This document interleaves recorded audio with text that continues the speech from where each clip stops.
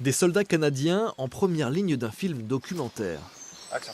Séance de rattrapage pour un monde du cinéma qui a souvent narré les exploits des héros américains, mais trop peu la bravoure de leurs voisins du Grand Nord.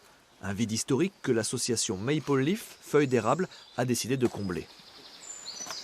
C'est une bande de copains qui a décidé de faire un film pour rendre hommage aux Canadiens. On travaille dans des musées, on est tous passionnés par la Seconde Guerre mondiale, du moins son histoire. Et puis on fait aussi la reconstitution historique.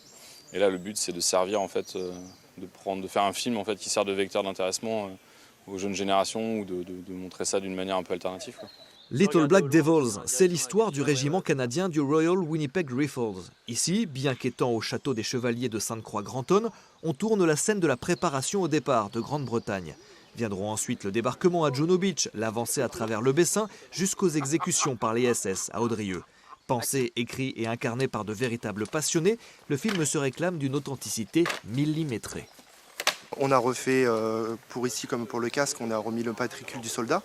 On les a remis aussi sur les dog tags. On a refait les insignes qui sont très durs à trouver. Et on a refait aussi les paires de bottes d'assaut qui sont très très dures à trouver puisqu'il y en a 35 connus dans le monde. Donc pour le tournage, on a été obligé d'en refaire 25 pour les participants.